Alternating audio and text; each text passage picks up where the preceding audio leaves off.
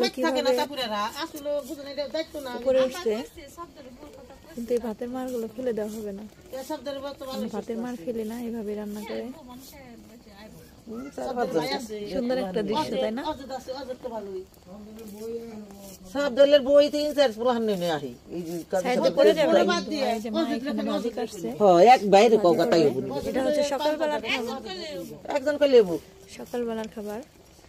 কারিয়ে গনে আমাগো তরবে তার কই নেই রাখছি এই যে মজিবা তরবে না ভাই একলা 5 জন কবো সুলাই 3 জন কবো যেমন জিয়ারত আছে বন্ধু আঙ্গ রাজীবের বন্ধু আর কই নাই আঙ্গ সোহেলের বন্ধুরা তোরা কই নাই এটা তো মুলুক আছে তাই নাকি আঙ্গ তো 800 জন মধ্যে গেছে গা মজিবার 5 জন কবো হ্যাঁ চড়ে দিয়েছে এখন মুলুক আছে মজিবার শ্বশুর বাড়ি ভাত তো আমাগো আলি বেত না লাইলে না লাইলি পোলা নিয়ে ওই জোর মামুর কাছে এক জিনিস পাঠাইবো তরকারি দিয়ে ভাত খাওয়াও মোচ্চারা রাখছি কাঁচকলা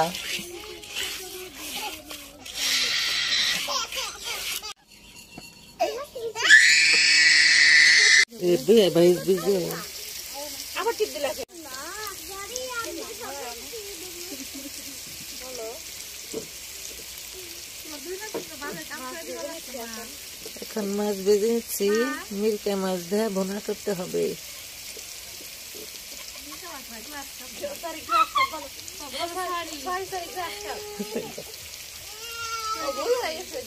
ভুল হয়েছে, গ্লাস কাপ, সরি সরি।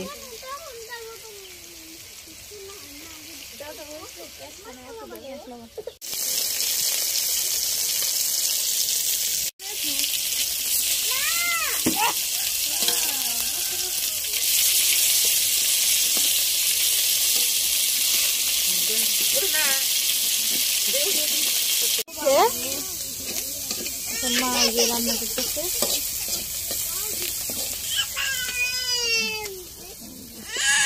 টাটকা টাটকা সবজি, শীতকালীন সবজি।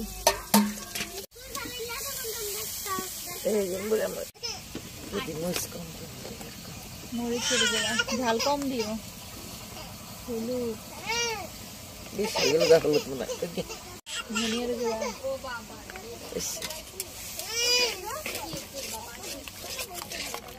মশলাটা কষিয়ে নিয়ে গেছে। দেখুন সবজিগুলো কত সুন্দর, টাটকা একদম শীতকালীন সবজি। সিম, টমেটো আর বেগুন না?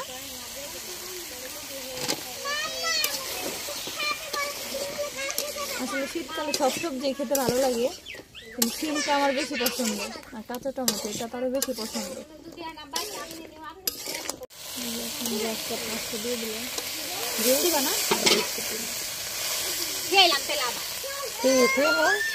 খাওয়ালে খাও, এখন ঝোল দিয়ে দেবে একটু।